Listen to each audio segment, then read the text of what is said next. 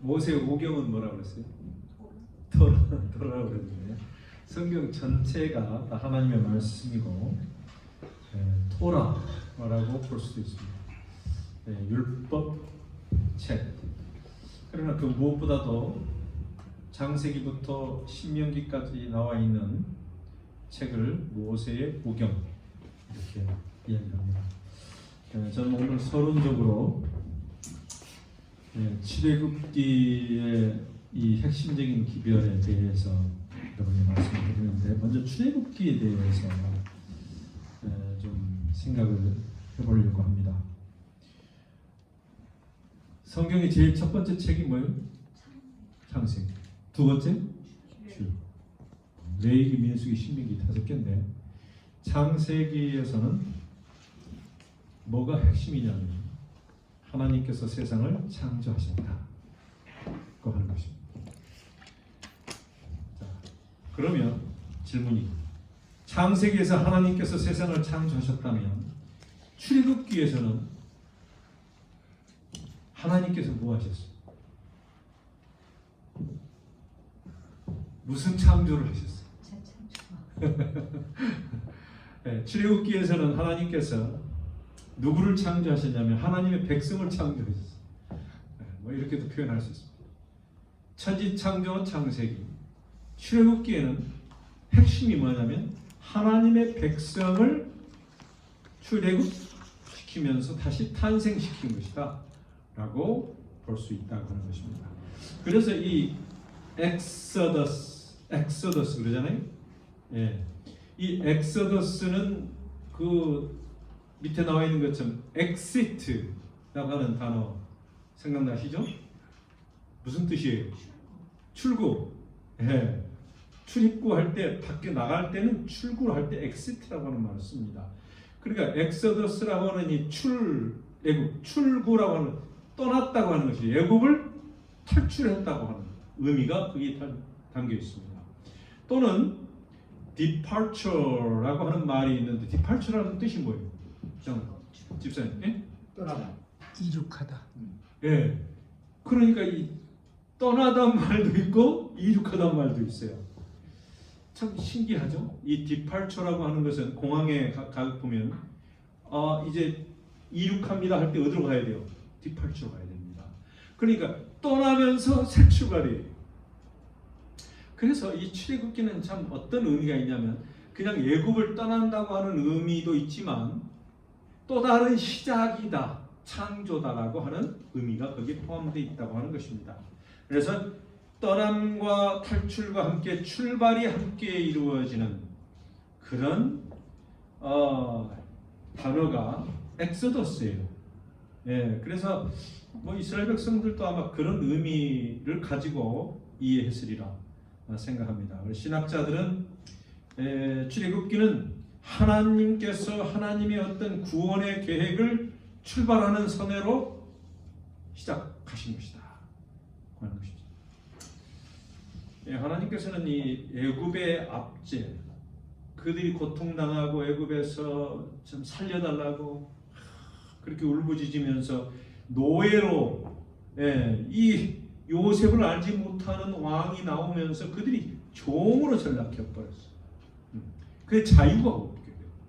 심하게 그들이 탄압을, 압제를 받게 되었을 때에 하나님께서 뭘 기억하셨다면, 그건 뭐 평소 하나님이 항상 기억하시지만 특별히 하나님이 뭘 기억하셨는지 아세요? 누구와의? 그렇죠. 누구? 아브라함에게 했던 그 약속과 언약을 기억하시고 그걸 이룰 타이밍을 잡으신 거예요. 하나님의 어떤 계획 가운데서 이제 400년, 450년 이때 지난 다음에 꽤 오랜 세월이 지난 다음에 이제 하나님의 구원의 구속의 어떤 시작을 알리는 그 출발이 엑소더스. 그래서 이 그리스도인들은 엑소더스가 있어야 돼요, 없어야 돼요? 우리에게 엑소더스가 있어야 돼요. 뭔가 이제 그 전에 있었던 그 어떤 종살이나 아니면 세상적인 어떤 애착이나 우리가 살았던 과거나 이런 것들을 뭐하고 탈출해버리고 그 다음에 새로운 길로 가는 것. 이게 이제 구원의 길입니다. 처음에 주님을 발견한 다음에 이루어지는 일이에요. 그걸 이제 이 신약에서는 그것을 신학적으로 구속학적으로 그걸 풀이하고 있어요. 그래서 이 출애굽은 참으로 중요한 것입니다. 창세기는 왜 중요하냐면 태초에 하나님이 천지를 창조하시고 하나님의 창조주고 거기에서 첫째 날, 여섯째 날까지 일곱째 날 안식 지금 이게 처음 나오잖아요. 연관해서 출애굽기도 그 비슷한 어떤 맥락에서 뭔가를 시작하는 모습을 우리가 보게 됩니다. 그래서 창세기에 나오는 것도 이 하나의 역사지만 여기서는 출애굽기는 하나의 구속의 역사, 생생한 역사가 되어 있습니다. 그래서 신약에서는 신학자들이나 이 제자들이나 이 성경을 쓸 때 출애굽을 항상의 모델로 삼고 그것이 하나님의 구원 사역에서 하나의 준 샘플이다 이렇게 생각을 하고 항상 적용을 했어요. 여러분이 기억을 해야 돼요. 그것은 구약에서도 마찬가지예요. 구약에서도 계속 시편이나 뭐 선지자서나 다 보면은 출애굽에 대한 이야기가 많이 나옵니다. 그건 하나의 샘플이에요. 하나님의 구원받은 백성들을 어떻게 하나님이 구원하시고 하는지를 보여주는 것입니다. 그래서 처음에 그들이 나와가지고 어디를 건너요? 어디를 뭐 이렇게 홍해를 건너잖아요. 그리고 그걸 신약에서 뭐라고 그래요? 홍해를 건너면서 다 뭐 했다?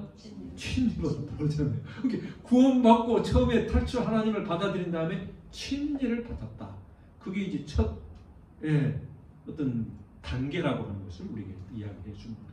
뭐 그 다음에 우리가 이 광야의 생활, 또 여러 가지 만나와 또 하나님의 십계명을 받는 이 모든 것들이 다 예수님도 그걸 하나의 샘플로 예를 들어서 우리에게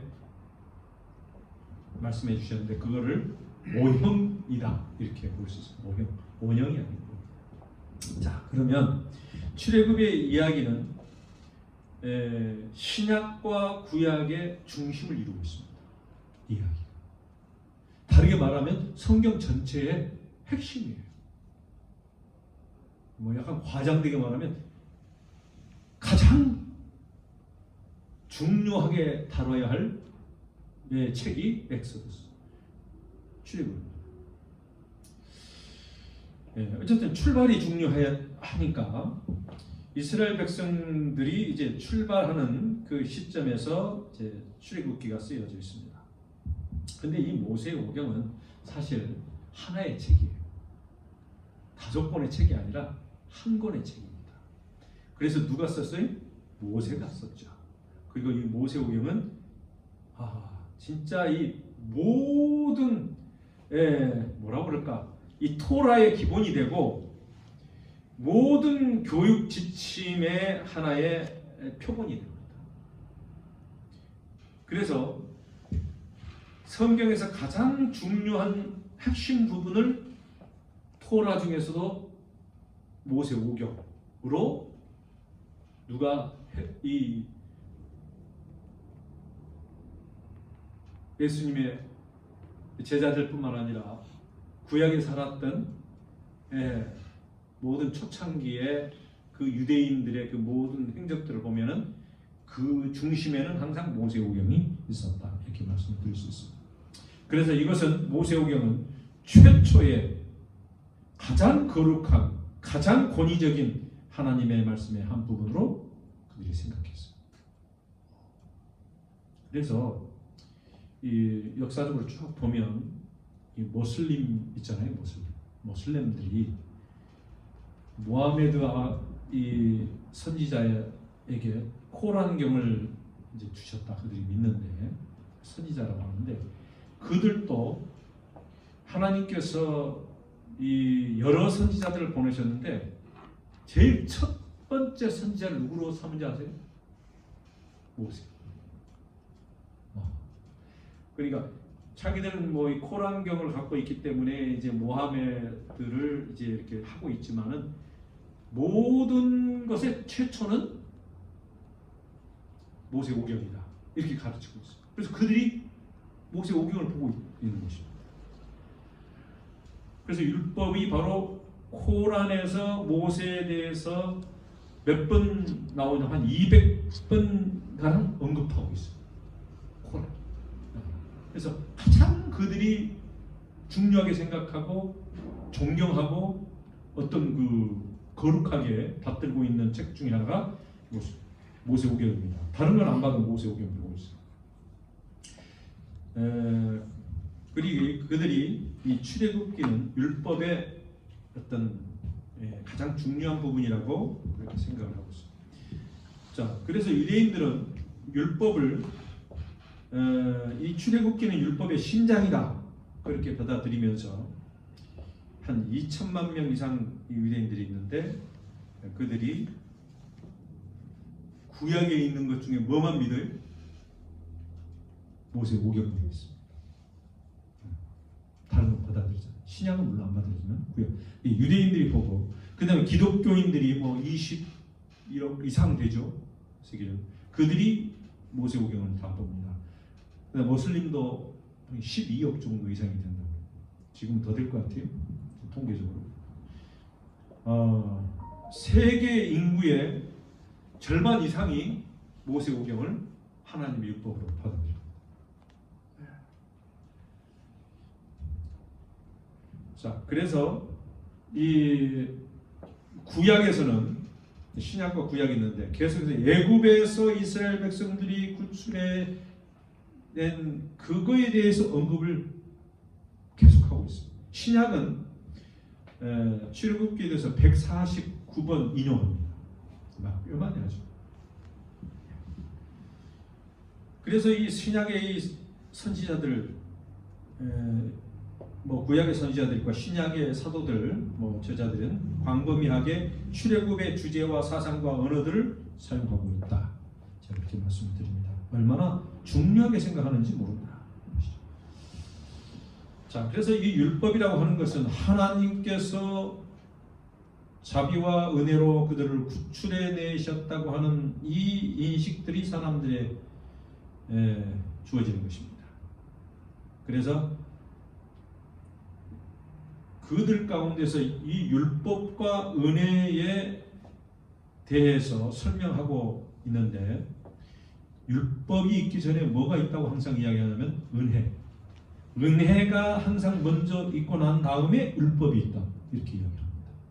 그게 구원해 주신 게 말이죠. 그들이 율법을 잘 지켰기 때문에 그들이 하나님이 구원해 주신 거예요? 아니에요? 율법이 있기 전에 구원 받았다. 그 아브라함도 마찬가지죠. 아브라함도 하나님께서 그를 먼저 은혜로 택하셨어요. 그리고 그가 믿음으로 그를 선행하기 전에 믿음의 조상으로 하나님 선택하신 것을 볼 수 있습니다. 마찬가지 하나님의 율법을 주시기 전에 항상 은혜가 먼저 있다고 하는 순서를 가지고 우리가 율법을 봐야 된다. 이게 출애굽기가 가르치고 있는 사상입니다. 그래서 이 율법을 지키도록 부르심은 이게 특권인데 그들의 구원에 대해서 아는 백성만이 그걸 경험한 자들만이 누리는 특권이다 이렇게 얘기했어요.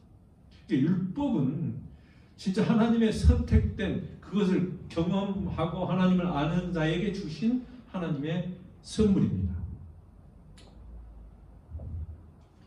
그래서 하나님과 함께 언약을 세우기를 원하는 자에게만 주시는 것이다.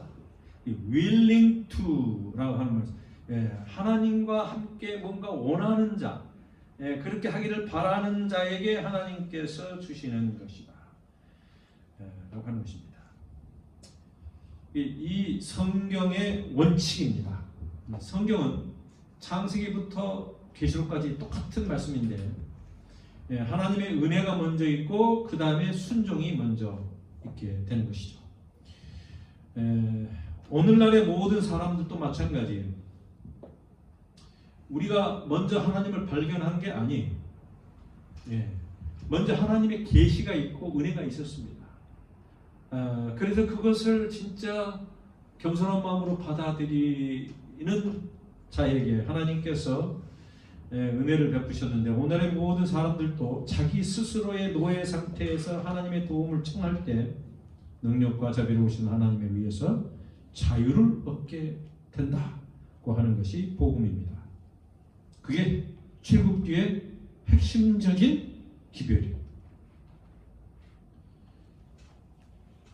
자, 서론적으로 여기까지 하는데 제가 성경적 하나만 여러분에게 읽어드리겠습니다.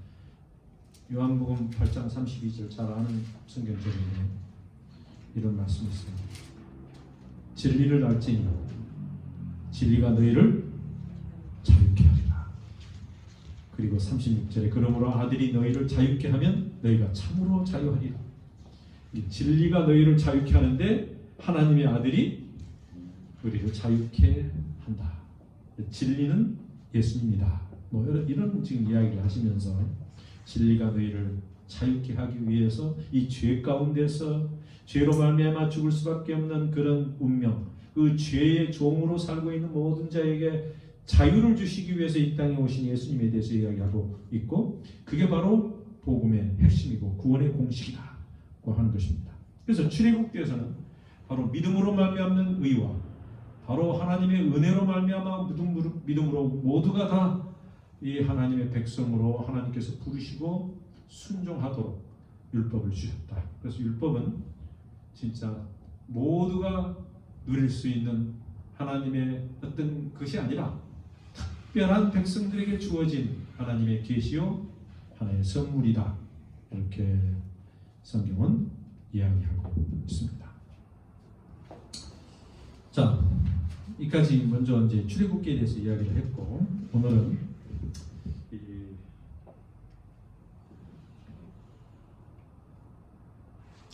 그 커스를 거기다 갖다 놔주세요, 목사님. 커스를 파워포인트에다 갖다 놔주세요. 예, 그다 꼭 찍어보세요. 네, 됐어요. 예. 그게 신비의 손이네. 예. 자, 제목이 뭐냐면 제가 이제부터는 10계명의 제 1계명에 들어갔습니다. 첫째 계명이 중요해요. 처음 시작이. 예, 근데 이 첫 계명에서는 첫째 계명에서 뭘 이야기하냐면 제목이 유일하신 하나님. 그거에 대한 이야기. 유일하신 하나님. 예. 하나님이 몇 분이세요? 네, 삼위 하나님이지만 하나님은 한 분이시고 아버지 하나님 한 분이에요. 거기에는 아버지 하나님, 아들 하나님, 성령 하나님 있지만 하나님이라고 하는 그 칭호에는 한 분이에요. 하나님들이 아닙니다. 자, 출애굽기 20장 1절, 2절, 3절에 보면 이렇게 되어 있어요. 서론적으로 이렇게 되어 있습니다. 계명이 하나님이 이 모든 말씀으로 말씀하여 이르시되 이렇게 되어 있습니다. 네. 네.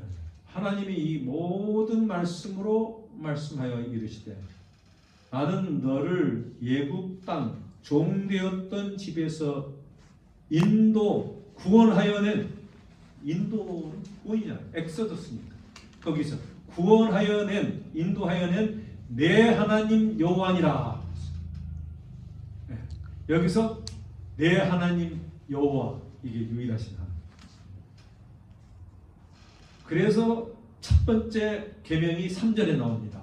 이 서론적으로 1절, 2절 이야기한 거고 3절에 다 같이 한번 읽어보겠습니다.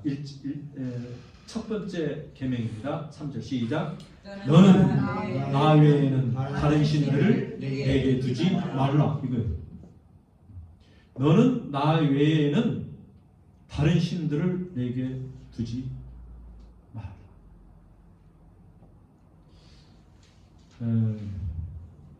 이 계명의 주요 목적은 뭘까요?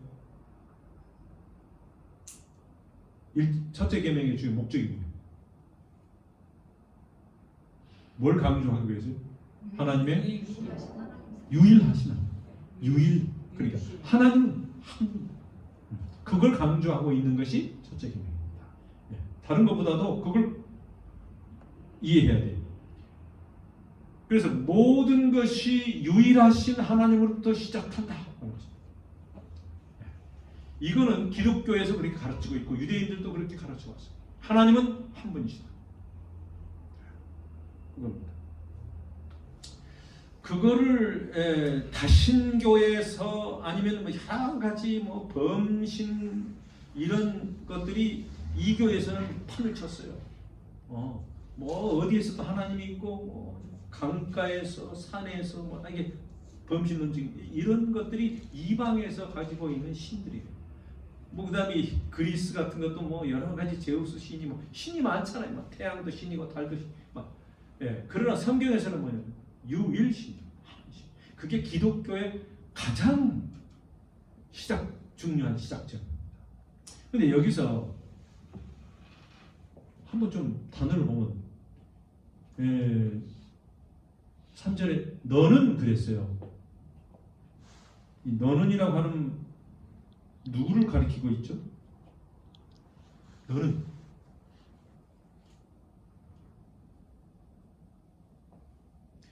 지금 이게 누구에게 하는 거예요? 모세가? 이스라엘 백성에게 하는 거예요. 그러니까 하나님이 지금 한 사람이 아니라 이스라엘 백성들을 지금 두고 십계명을 주시면서 나는 너를, 나는 너희들을 구출해냈다. 그걸 이야기한 다음에 너는 너 백성들은 나 외에는 다른 신들을 갖지 마라. 너는 갖고 가지면 안 된다. 어떤 그런 말씀입니다. 그들은 출애굽의 이 구원을 경험한 사람들이었고 홍해를 건너고 침례를 받은 사람들이었고 하나님의 놀라운 기적들을 친히 경험한 사람들이었습니다. 더 나아가서 너는 이라고 이 말은 모든 피조물들에게 창조주로서 명하신 말씀이에요. 그래서 여기에는 이 창조주의 어떤 주인으로서의 부탁 내지는 명령이 거기에 나와 있습니다. 그리고 여기에서는 두 번째, 모든 구원받은 백성들에게 구세주로서 명하는 말씀이에요. 여기 이 구원과 관계돼서는 하나님의 창조와 구원의 이 두 가지 의미가 다 포함되어 있어요. 그래서 내 하나님 여호와 내가 인도하여 낸 내 하나님이라고도 했고 또 하나님께서 모든 것을 만드신 분이라고 하는 것을 그 후에도 우리가 알 수 있습니다. 근데 여기서 나 외에는 이라고 하는 이 표현은 1인칭의 표현이에요. 하나님이 유일하신 분이기 때문에 1인칭의 표현입니다. 그래서 매우 강력하고 직접적이고 개인적인 표현을 쓸 때 나 외에는 그런 표현을 썼습니다. 여호와 하나님 나 외에는 결코 어떤 것도 용납할 수 없을 뿐만 아니라 나 외에는 창조주도 없고 구원자도 없다. 이거예요. 오직 그분만이 창조주고 오직 그분만이 구원자다. 이런 표현이에요. 나 외에는 그런 말씀이 예수님께서 나 외에는 다른 이름을 주신 적이 없어요. 하나님은 모든 것을 또 다 아신다고 하는 의미가 거기에 포함되어 있어요. 근데 장로님 너는 나 외에는 그 다음에 하는 말이 뭔 말이에요? 뭐 하는 말? 다른 신을 섬기지. 다른 신들을 내게 두지 말라. 이 다른 신들을 내게 잊게 말지니라 이렇게 킹제임스로 이야기했는데 두지 말지냐 잊게 말지냐 같은 말인데 이 다른 신들 이것과 비교했을 때 나 외에는 이게 하나는 싱귤러 단수고 다른 하나는 복수로 했다고 하는 것입니다. 그것을 비교하는 거예요. 유일한 신. 그 다음에 다른 신들은 뭐예요? 그거는 복수. 아니 너희들이 지금 뭐 여러 가지 이것저것 하고 있는 모든 걸 포함하고 있는 것이다 그런 것이죠. 이 계명에서 여호와 하나님께서 자신을 유일한 경배 대상이라고로서 참된 하나님이라고 하는 것을 우리에게 보여주고 있습니다. 이게 가장 중요한 개념입니다.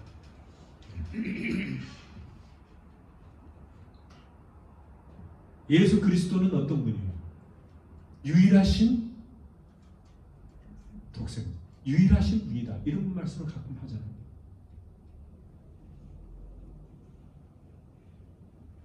예수님은 어떤 아들들 중에 하나가 아니에요. 예수님은 유일한 only one 이렇게 영어로 쓰잖아요. 하나, 독생자라고 하는 그 말은 하나밖에 그분이 구원자가 없다고 하는 뜻이고 이분 외에는 다른 신이 없다고 하는 그런 표현이 그 표현입니다. 그래서 우리가 하나님의 아들 그랬을 때 아들들이 뭐 우리도 물론 아들 이렇게 나옵니다. 유일하신 하나님의 아들 이 의미로 쓰는 것입니다. 오직 그 한 분만이 뭘 받아야 되냐면 경배와 찬양과 영광을 받으시기에 합당하다. 이 계시록 4장 5장 이렇게 보면 그러잖아요. 오직 이게 가장 중요한 컨셉이고 강조점이에요. 그게 이 첫째 계명에서 우리가 반복해서 강조해야 될 것은 유일신 하나 오직 그분. 계시록 5장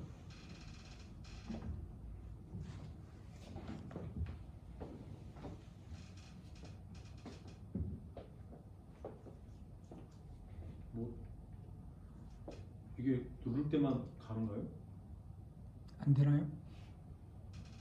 네. 자, 이거 먼저 한번 보겠습니다. 너의 하나님 여호와 이렇게 이야기했을 때, 너의 하나님 여호와 이 말은 우리 개인들의 하나님이 되기를 원하신다 하는 것입니다. 하나님께서는 진짜 이 신랑 신부의 어떤 그 남녀간의 관계에서 오직 당신만, 오직 너만 어떤 그런 의미로 우리에게 주셨어요.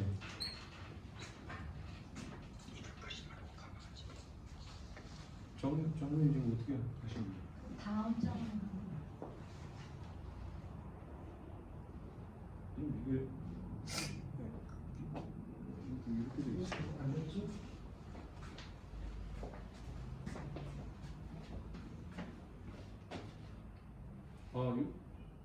오늘 안 했나? 아니 했는데.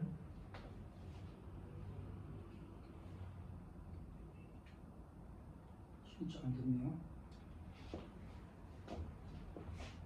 이거 다음 있어요? 계속 이거 뭐 꽂아 있어요? 예. 이게 오는 것 같은데 이게 뭐? 이게 빠져 있었네. 빠진 것 같아. 다시. 네, 됐어요. 뭐가? 잭이 빠져 있습니다. 예, 그런 것 같아요.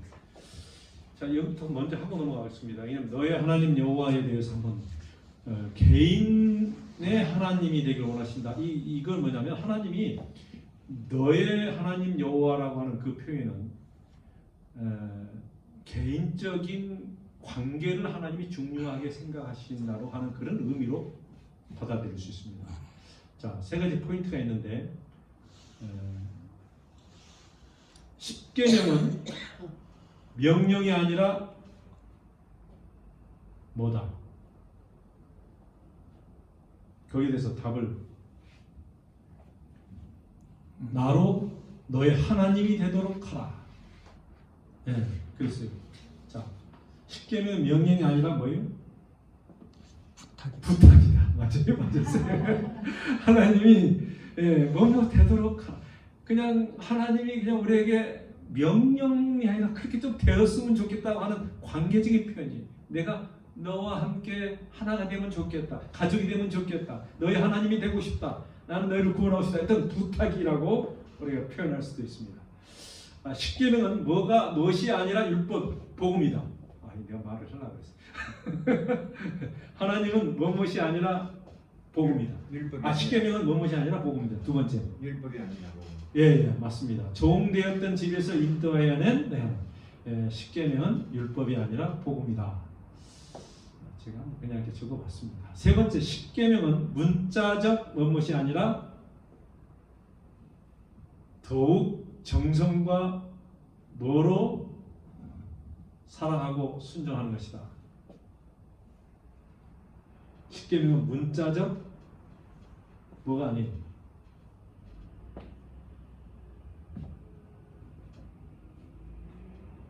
뭐요?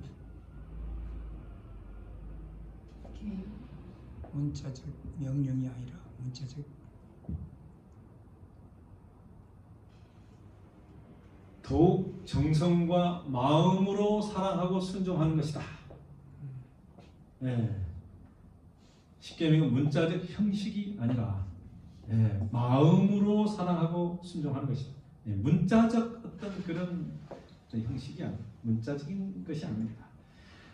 뭐 십계명이 그냥 의식적으로 하는 그런 게 아니고 하나님이 진짜 우리의 마음으로 나오는 사랑에서 오는 순종을 원하신다. 제가 그걸 강조하고 싶어서 그렇게 한번 물음표를 던져봤습니다.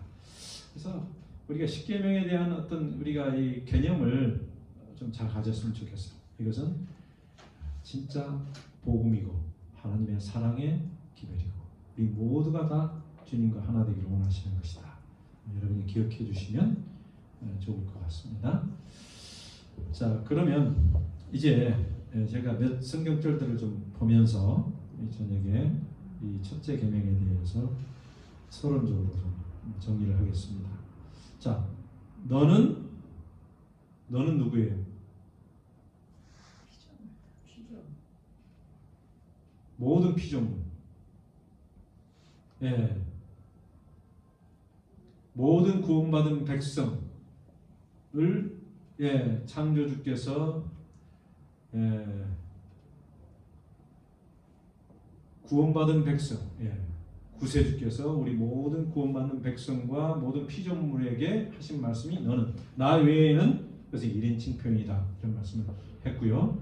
그 다음에 다른 신들을 내게 말지니라 있게 말지니라는 유일한 경배 대상, 바로 유일하신 하나님의 아들 경배와 찬양과 영광을 받으시기에 합당하심을 제가 말씀드렸습니다. 자, 계시록 5장 12절 함께 읽겠습니다.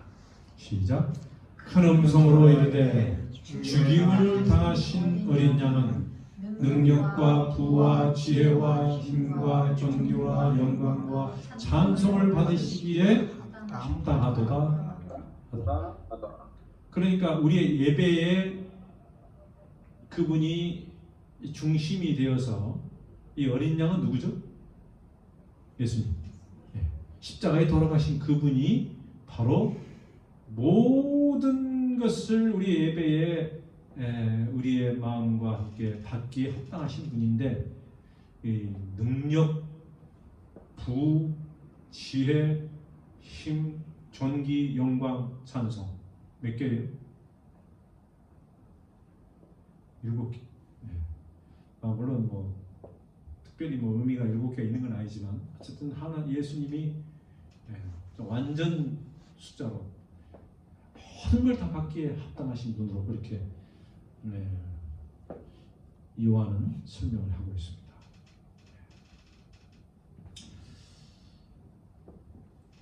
그래서 이 첫째 계명은 율법의 요약이다.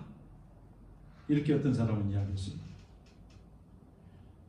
원칙적으로 이 계명은 모든 종류의 우상과 거짓 예배 형태를 금지하고 있습니다. 이것과 비슷한 말씀을 예수님께서는 광야에서 사탄과의 시험 가운데서 이런 말씀을 하셨어요. 4장 10절에 다 같이 읽어볼까요? 시작. 이에 예수께서 말씀하시되 사단아 물러가라. 기록되었으되 주 너의 하나님께 경배하고 다만 그를 섬기라 하였느니라. 여기서도 그 말씀을 인용한 것이죠. 기록되었으되 주 너의 하나님께 경배하고 다만 그를 섬기라. 이게 신명기 6장 4절에 있는 말씀을 그 다음에 6장 13절에 있는 말씀을 인용하신 거예요. 두 개 보면 이스라엘아 들으라. 우리 하나님 여호와는 오직 유일한 여호와시다. 유일하다고 하는 말을 여기 썼다고 하는 것입니다. 네. 하나밖에 없는 유일한 여호와시다. 그 다음에 13절에 보면 내 하나님 여호와를 경외하고 그 유일한 하나님을 경외하고 두려워하고 그를 섬기며 그 섬긴다고 하면 워십이 포함되어 있죠. 경배. 예, 그 다음에 그의 이름으로 맹세할 것이니라. 그래서 그의 경배할 것을 오직 한 분이라고 하는 것을 우리에게 이야기하고 있습니다. 그래서 예수님께서는 사단에게 율법의 핵심을 이야기하신 것이 거기에서 놀라운 진리가 첫째 계명에 대한 진리가 나와 있습니다. 신명기 6장에 표현되어 있는 것이죠. 인류가 에덴 동산에서 쫓겨나고 추방된 이유가 뭐예요? 아담과 하와가 왜 떠나? 에덴 동산을 떠났습니다. 그러게 불순종이긴 한데 결국에는 우리가 이런 교과에서도 뭐 공부를 하긴 합니다만은 누구와 누구의 대쟁투예요? 하나님이니까 하나님과 사탄의 큰 대쟁투의 싸움이에요. 그러니까 아담과 하와가 어디에서 증거냐면 그 섬길 자를 택해야 되는 누구를 섬긴 거예요? 사탄을 섬긴 거예요. 결국에. 그러니까 여기서 말하고 있는 것은 에덴 동산에서 그들이 추방당하고 떠날 수밖에 없게 하나님께서 그들을 거기서 엑소더스하고 쫓겨난 것은 이유는 우상 숭배 때문이다. 그들의 타락은 거짓 예배에서 비롯되었다 하는 것입니다. 그래서 예수님께서 이 땅에 오셔서 회복시키려고 하는 것은 참 예배를 회복하는 것. 진리를 알지. 진리가 너희를 자유케 하고 진리 이 말씀 하나님의 말씀이 옳고 바르고 공의롭고 은혜롭고 이것을 증명하시기 위해서 이 땅에 오십니다. 그래서 이 인류가 에덴을 회복할 수 있는 길은 뭘 것 같아요? 다시 에덴을 회복하자 그런 말 있잖아요. 그래서 에덴을 회복하고 우리가 다시 이제 죄 없는 상태로 이렇게 가는 그것을 어떤 방법으로 이룰 수 있어요? 거기에 유일하신 참 하나님 그분을 어떻게 해야 돼요? 다시 그분에게 경배를 해야 되는 것입니다. 그분에게 예배를 해야 되는 것이. 아담과 해가 실패했던 그 장소에서 예수님께서 승리하셨어요. 뭐요? 사탄아, 오직 그분만 경배. 나의 삶은 오직 하나님 유일하신 여호와께만 경배한다. 이거예요. 이 똑같은 말이 계시록 14장 6절 7절에 나와 있는 세천세의 기별은 오직 이 복음의 하나님만 우리가 경배한다고 하는 것입니다.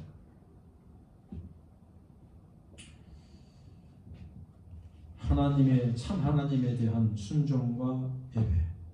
그래서 우리가 참 하나님이 누군지 그 아는 게 중요해요. 참 하나님. 참 하나님을 또 어떻게 해야 돼요? 경배하고 예배드리는 것. 이것이 우리 에덴을 다시 회복하는 길이라고 하는 것이죠. 자, 그러면 여기까지만 하고 제가 다음에 이어서 하겠습니다. 우리가 사는 시대에 나타나는 예배 형태에 대해서 첫 번째, 두 번째, 세 번째가 있는데 첫 번째 오늘 말씀드리겠습니다. 첫 번째는 재물을 섬기는 사람들. 21세기뿐만 아니라 아담 이후에 이 땅에 사는 모든 사람들이 이 똑같은 어떤 그 시험을 받게 됐습니다. 재물을 섬기는 사람들, 그러니까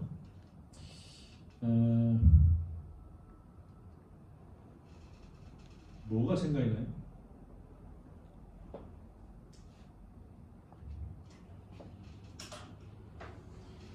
이 말씀을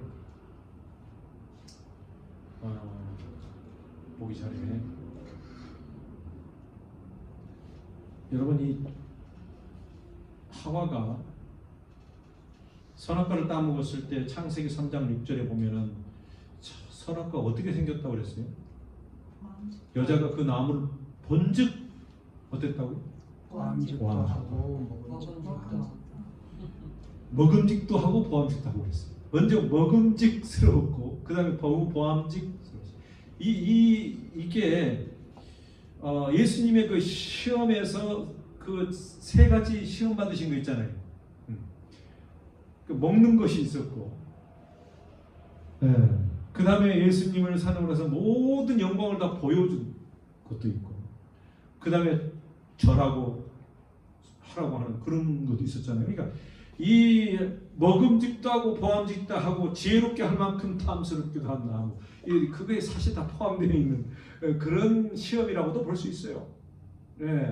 그러니까 거기를 그냥 이렇게 간단하게 설명을 했지만 거기 전체가 포함되어 있을 수 있다고 하는 것이에요. 거기에 인간의 탐욕도 포함되어 있고 자기의 어떤 개인주의, 이기주의, 그 사탄의 그 주는 그 시험에 그게 시험이 그냥 그 상당히 어려운 시험인데 거기에가 사탄의 정신이 들어가 있고 사탄을 숭배하는 게 들어가 있다고 하는 것을 우리가 알 수 있습니다.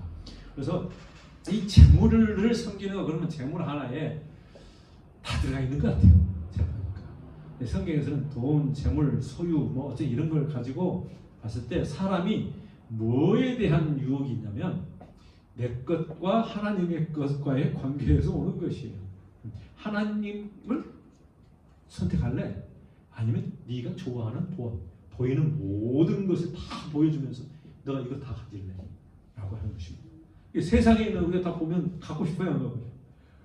다 먹고 싶고 갖고 싶고 하는 게 있잖아요. 그거 모든 걸 것과 함께 하늘의 것은 보이는 거예요, 안 보이는 거예요? 보이잖아요. 이게 이것과의 싸움이에요. 보이는 것과 보이지 않는 거의 싸움이다 라고 볼 수 있습니다. 그래서 사람이 보이는 거에 홀려가지고 하면은 아담과 하와처럼 되어버려요. 하와처럼.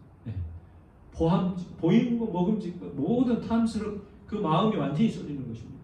이 세상에 있는 모든 유혹이 바로 거기에 있어요. 그래서 자세히 보면 요즘 신문에서 나오거나 뭐 SNS나 막 이렇게 매스컴에 나오면은 죄를 지은 거 자세히 봐보세요. 다 뭐요? 먹다가 그러고 보고 그러고 유혹이 돼서 그러고 그래서 죄를 다 짓는 것이. 그 다음에 마음으로 이제 욕심 부리고 하다 보면 다 죄를 짓는 것입니다. 그래서 디모데 후서 3장 2절 3절 4절 뭐라고 그랬어요? 한번 읽어볼까요? 시작. 사람들이 교만하며 비방하며 부모를 거역하며 감사하지 아니하며 거룩하지 아니하며 부정하며 형통을 불지하지 아니하며 모함하며 절제하지 못하며 사랑하며 선한 것을 좋아하지 아니하며 배신하며 조급하며 장만하며 결과를 사랑하기를 하나님 사랑하는 것보다 더하며. 이 처음에 하고 마지막에가 하나의 그 뭐랄까 전체를 이렇게 아우르는 그런 컨셉이라고 볼 수 있습니다. 사람들이 자기를 사랑하며 도를 사랑하며 뭐 있잖아요. 그 다음에 마지막에 뭐예요? 쾌락 사랑하기를 하나님 사랑하는 것보다 더하며. 그러니까 이게 십계명의 어떤 그런 모습에서 자지불하게 나오는 것들이 나와 있지만 이게 전체적인 십계명의 개념이에요. 자기를 사랑할 것인가 하나님을 사랑할 것인가 라고 하는 것이 큰 줄거리다. 제가 그 말씀을 드리려고 하는 건데 조금 전에 이 하와가 보암직도 하고 먹음직도 하고 보암직도 하라고 하는 이 말이 우리 인간들에게 가장 그 직접적으로 와닿는 유혹이라고 볼 수 있어요. 사람들이 눈이 있는데 물론 눈도 있고 코도 있고 다 여기 있죠. 근데 보이는 것에 현혹이 된 게 하와였거든요. 보이는 것은. 여러분, 이 보이는 것이 뭐가 있습니까? 뭐가 보여요? 제일 먼저 물질이 보입니다. 그래서 물질의 유혹을 받은 사람들이 많아요. 뭐 게하시도 그렇고, 뭐 아간도 그렇고, 어쨌든 이게 뭐 물질에 대한 유혹이 많고, 그 다음에 이 과학의 힘과 매력을 느끼고 살고 있는 사람들도 많이 있습니다. 자기의 어떤 세상의 과학과 이론과 가르침과 지식과 이런 거에 대해서 상당히 현혹되는 사람들이 많습니다. 돈, 권력, 인기, 그게 또 전부인 사람들이 있습니다.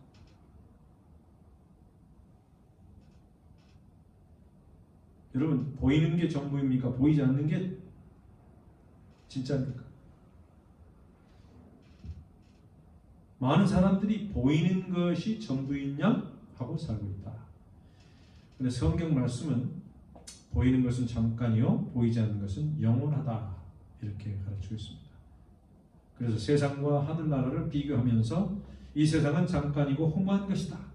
보이지 않는 것을 위해서 보이는 것을 사용해야 한다. 그래서 우리가 하늘나라를 위해서 이 땅에 보이는 것들을 사용하는 것이다. 옛날이나 지금이나 물질 만능 시대는 똑같아요. 물질로 모든 것이 판단되는 시대에 우리가 살고 있습니다.